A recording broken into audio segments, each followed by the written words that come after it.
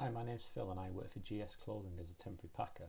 Today I'm going to show you how I use the Socius 24 repacking functionality to pack items into boxes and produce carrier labels. The first step is for me to log into the user service portal using my username and password. Once I have successfully logged in, I navigate to the repacking screen via the operations menu. As you can see, I have numerous KPIs being displayed on the home page so I can keep track of order progress and other key indicators. At this stage of the process, I collect an item that I want to repack. I enter the client ID and I scan the container barcode that is on the product. I can also scan the order ID or the pallet reference.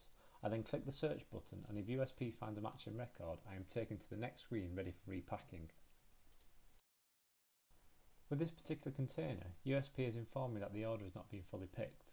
This gives me the option to repack the items I have or to wait until the rest of the order is at the packing bench. For this particular example, I have selected yes, which takes me to the main repacking screen.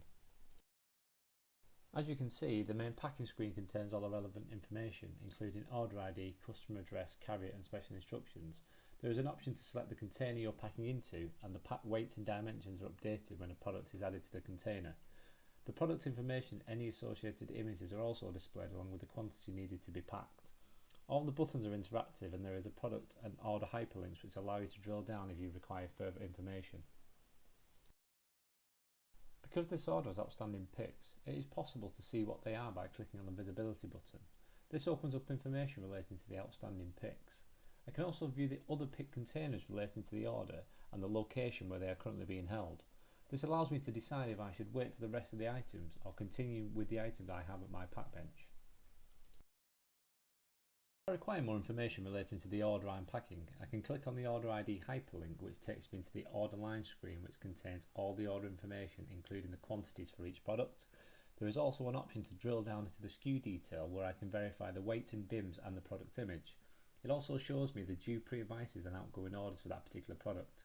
I can also access the SKU information by clicking the SKU hyperlink on the main repacking page.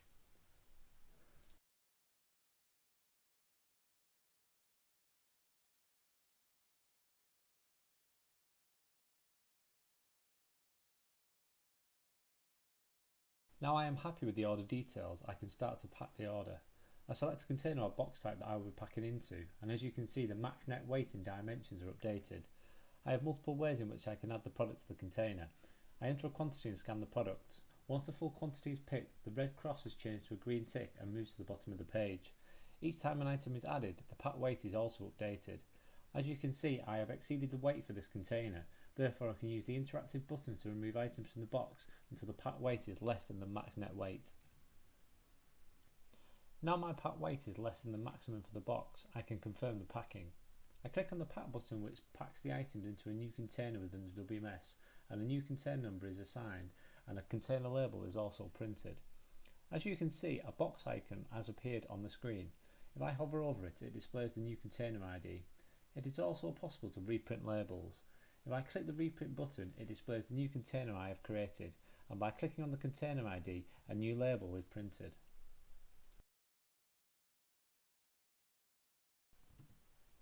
I continue to pack the remaining items into one container. I do this by using a mixture of scanning the product and using the touch buttons to add the items.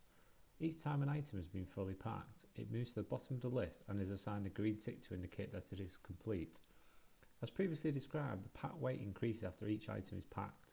If I don't enter the container dimensions, I am prompted to enter them before I can confirm the packing. As you can see, I am yet to enter the container type that I am packing into. I can do this at any time as I know the container I am using is large enough for all the items.